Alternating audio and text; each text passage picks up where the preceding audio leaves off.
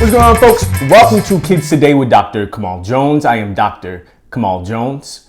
On today's episode, we are digging into reports about U.S. citizen children who have been removed from the country as a result of immigration policy coming out of the White House. Before we get started, just as a quick reminder, if you're enjoying these crucial conversations, please take a moment to like this episode, subscribe to the channel, and drop a comment.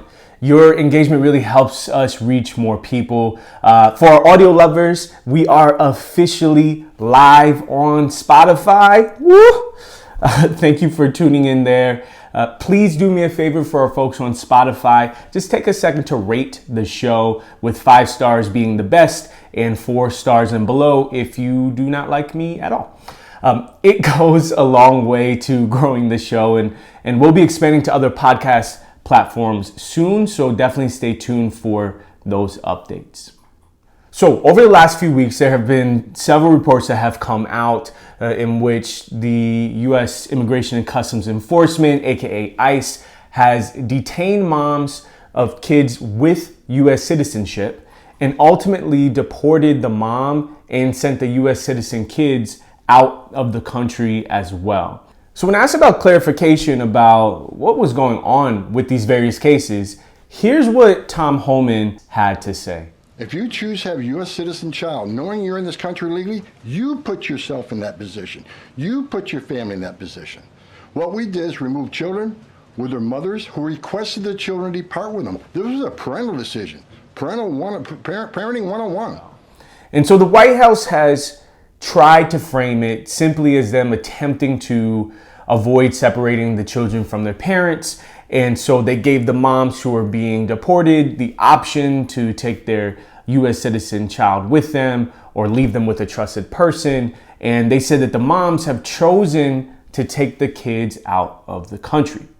But by several accounts, that is not what has been taking place. So for one family with a 2-year-old U.S. citizen child, the mom, the child, and their siblings were allegedly held in an ICE facility for 3 days, per their lawyers, with no meaningful contact with the outside world, including with the child's father, who resides in the U.S. and was trying to get in contact with the children and the mother and could have taken the child. Allegedly, dad was only able to speak to mom for about a minute before ICE agents abruptly ended the call when he tried to provide mom contact information for legal counsel. And so the next time they spoke, the children were in Honduras already. Reports state that the mom in that case was essentially coerced into signing a handwritten note saying that she was voluntarily taking her children out of the country with her. In another case, there is a 4-year-old child who is a U.S. citizen suffering from a rare and aggressive form of metastatic cancer, who was sent out without their meds, without consultation with their docs, despite ICE being fully aware of their health condition. And so that family similarly had a father who was apparently eligible to maintain the children in the U.S., but didn't have an opportunity to actually take custody of the children, despite attorneys and family members who made multiple attempts to contact the detained mother and child. And so we actually have a clip from one of the lawyers from one of these families talking more about this case. Check this out here. I think the picture that's being given by Mr. Homan and others is simply false. That is not what was happening in the situation. Neither mom thought that they had any choice in the situation. They were simply told that their children were going with them, and the attorneys and family members and community supporters on the outside who were trying to reach them were forbidden from doing so.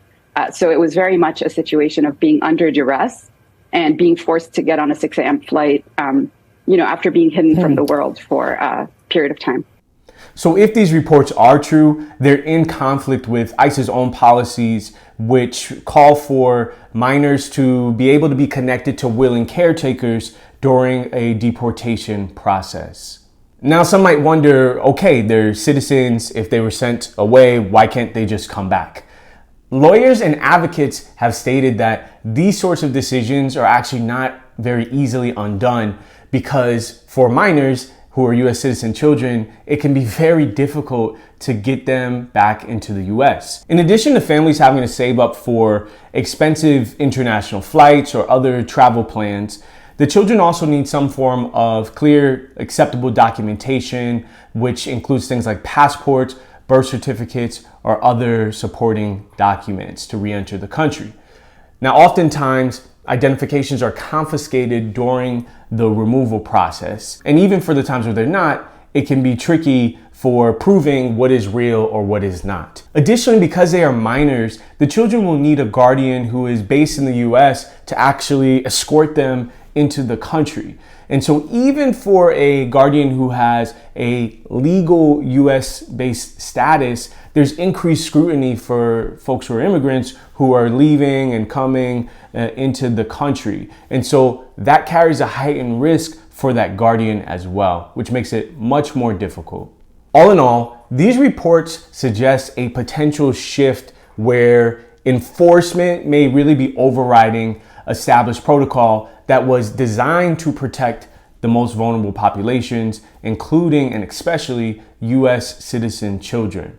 And so the reported denial of things like access to legal counsel, limited communication with family members, deportation of children with cancer without their medication, all paint a picture of a system that is more focused on swift action than it is on due process and on considering the best interest for these kids. And so it really, in many ways, it really feels like the chaos is the point. It feels like the fear is the point. And all of these actions really contribute to a sense of deep anxiety that families who are engaged or interacting with the system of immigration in our country have to navigate. And so children, even US citizen children, are paying a price as a result. As we continue to follow this story, it's crucial that we support organizations who are working on the ground to protect these families. In particular, I want to mention the National Immigration Project, whose lawyers are reportedly representing at least one of the families involved in these cases. If you're able, please definitely consider supporting their vital work. You can find more information about them in the show notes or in the description box on YouTube. Okay, my friends, that is our show for today. Thank you so much for tuning in. If you are on YouTube, please definitely like the episode, subscribe to the channel. If you're on Spotify, it would be amazing if you can rate the show as well. Thank you so much, guys, and we'll catch you next time on Kids Today.